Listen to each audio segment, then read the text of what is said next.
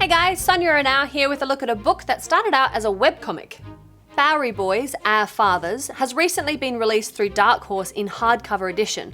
Writer Corey Levine, along with artists Ian Bertram and Brent McKee, spin a tale of corruption, revenge, disillusionment and sheer desperation against the backdrop of 1850s New York, placing the focus on the children mixed up in the chaos of union politics, gang warfare and classical theatre. So Al, this is a pretty epic story. What did you think? Oh, look, I really enjoyed this one. This is absolutely a buy from me. Just really entertaining, really thought-provoking book. Yeah. If you're a fan of the Daniel Day-Lewis, Leonardo DiCaprio film Gangs of New York, Yeah. this is going to be right up your streets. Yep. This has a lot of sort of inspiration from that sort of thing and that sort of era. But despite the violence, and there is some quite intense violence. There's some visceral stuff in Yeah. there, but despite that, there's actually a quite cerebral story Yeah. behind all of this. There's Yep. actually quite a lot of interesting themes going on here. You look at the kids specifically that this story is focused on. I mean, the title of this is Our Fathers, and that really sort of gives you the hint of where it's at. These children growing up in this intense time, the 1850s New York, where, you know, you could be dead at any moment. Any moment. Considering all the horrific Anything stuff will kill you. that comes with building a society. Yeah. Which is what this is so much about, you know, the corruption and danger that comes with Yeah. that. But these children are embodying the values that their fathers are really just paying lip service to. Absolutely. And their sort of discovery of that and their understanding of that, that their sort of slow understanding of that is quite heartbreaking at times. It is. To see the loss of innocence and to see them finally seeing the compromises that they're, you know, the adults that they look up to have actually made. Actually had to make years and years to of create this city. Yep. And that's as I say, there's some deep stuff in there. Yeah. You know, it's a coming of age story for a number of these children, and it's very compelling. The artwork as well is excellent. It's excellent. Really, it really is, good. isn't it? Excellent artwork. It draws this line between realistic. Mm-hmm. You know, a lot of the characters are quite realistic, and then characters like the rich Mr. Parsons, who is just this. He's almost like a gross caricature of corporate greed. Yeah. You know, He is a fat He's cat. massive. He's what you think of when you think, you know, corruption and greed and upper class scum. It's that guy. That's what this guy looks like. He's repulsive. Yeah, he is. And they take him to some bizarre extremes in some of these. It's amazing though. Some of those, like, just single panels with his face in this crazy, grotesque, and it's really, it's a bit scary. Yeah.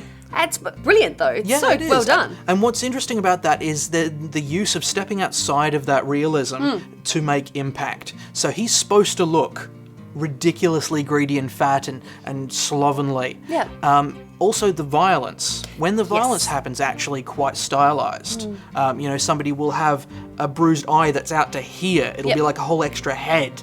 You know, somebody will get smashed in the face and their skin will tear like paper. Yeah. Really very effective. It and is a very really effective confronting. way, isn't it? Because, I mean, the violence in this is shocking.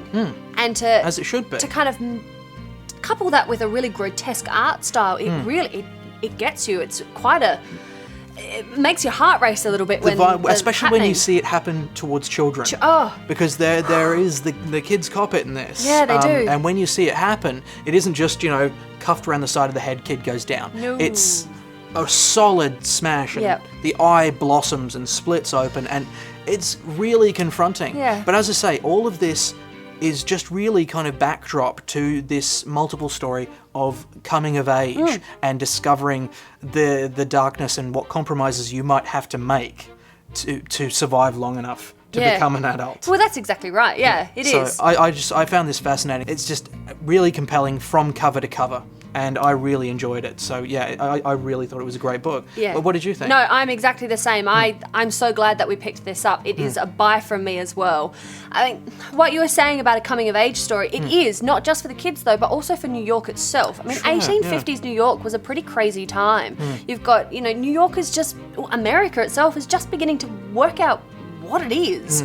And you've got the unions on one side, you've got the fat cats on the other side, you've got these kids being brought up in this world of turbulence and uncertainty as well. This was a really uncertain time. At any moment, anything could kill you. Yeah. Anyone could kill you. You've got these gangs running around, desperately trying to grab new members and things. And everybody's sort of clustering into their sort of racial or religious groups. Exactly. And that was something that I found very interesting in this, because I think of, gangs of New York. Sure. And you immediately think of the Irish. Yep. Fair enough.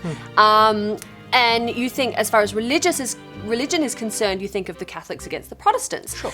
But in Bowery Boys, you've got the Jewish gangs as well, who are brutal. Yeah. And Levi, this poor little Jewish kid who's kind of learning his religion, he's learning the hard way that, it's not all a nice thing. It's not all bar mitzvahs. All these things you've been learning in the book about honor and justice and doing the right thing to your fellow man, not necessarily in practice. Not necessarily in practice at all, especially by his rabbi, who he really looks up to. And you see he never loses his faith, but he loses his faith in the men who control the religion. He sees that they are flawed. Yeah, which I found heartbreaking, but also I don't think I've come across that before in a story like this. As it's done here, and then on the other side you've got Nicholas, who is the son of a union leader. Yeah. So you've got, he's all about, rights and workers' rights and the common man and all this and then fair day's pay and for fair day's work. Exactly, and he looks up to his father, who is this, amazing speaker about the rights of man. Powerful man. Yeah. And he watches his father slowly get beaten down by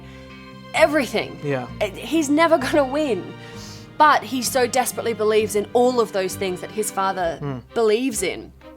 And it's heartbreaking to see these two kids kind of grow up in a time where the men that they should be honouring and the men that they should be looking up to are falling short of their expectations. Yeah. Because you kind of hope that by them seeing their fathers fall, it makes them a better man. It makes them stronger. It makes them... Hopefully they'll be able to hold on to these values in a way that the men that came before them weren't able to. Exactly right. And this is the beautiful thing about this book. We're talking about the politics of 1850s New York, the society that was there, how it works as a microcosm for America. Exactly. Yeah. All from this amazing book that started as a webcomic. It's the art in this.